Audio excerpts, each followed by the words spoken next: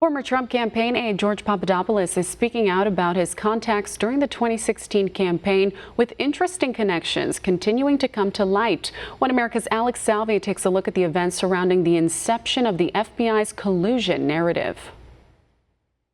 After learning his fate, former Trump campaign aide George Papadopoulos is answering questions about the origins of the investigation into alleged Russian collusion. Papadopoulos told the New York Times last week that while studying in London, he was introduced to a professor by the name of Joseph Mifsud. So I met Mifsud for the first time in my life, actually, in Italy in the beginning of March of 2016, shortly after I understood that I would be joining the Trump campaign. After Papadopoulos was named an advisor of the Trump campaign, Mifsud took a much greater interest in developing a relationship.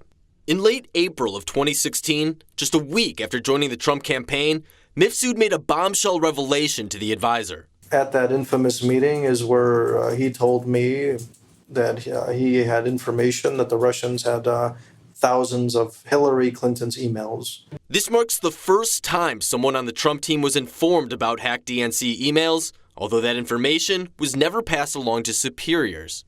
I have no recollection of ever discussing emails with anyone on the campaign at all, zero. Mifsud and Papadopoulos both worked together at the London Center of International Law Practice, which is how the meeting between the two came to be. Many reports have speculated Mifsud was working with the Russian government, but like many players involved, his ties seem to lead back to British intelligence. Do you believe that other countries were involved in attempting to influence us?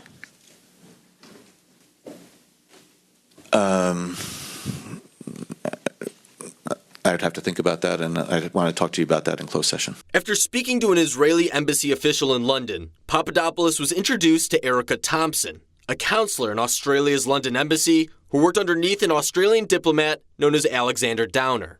Downer also has direct ties to British intelligence, serving on the advisory board of a UK intelligence firm known as Hacklet from 2008 to 2014. In May of 2016, Downer reached out to Papadopoulos to meet with him for a drink.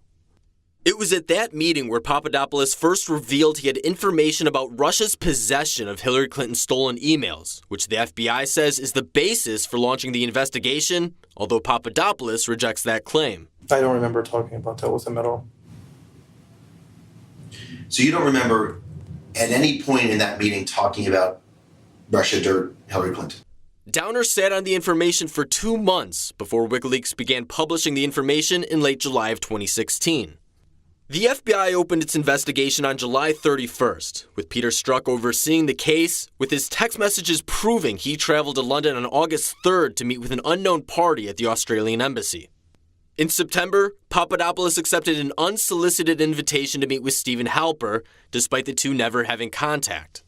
Halper had previously invited Trump campaign advisor Carter Page to attend a symposium with him in July, 4 days after his infamous Moscow trip, which would be prominently featured in the Steele dossier, which also has ties to British intelligence. Halper himself has extensive ties with US and UK intelligence, and even worked with the same Hacklet firm as Downer, likely prompting the meeting with Papadopoulos. So, George, of course, hacking is in the interest of your campaign. Of course, the Russians are helping you. These open-ended questions, and of course, you're probably involved in it too. That's correct, right, George? I told him I have no idea what you're talking about. So where is Mifsud? Where's the man who first raised the notion of Russians hacking the DNC servers? Mifsud vanished in early November of 2017, shortly after the Papadopoulos story broke, and recent reports suggest that he's dead.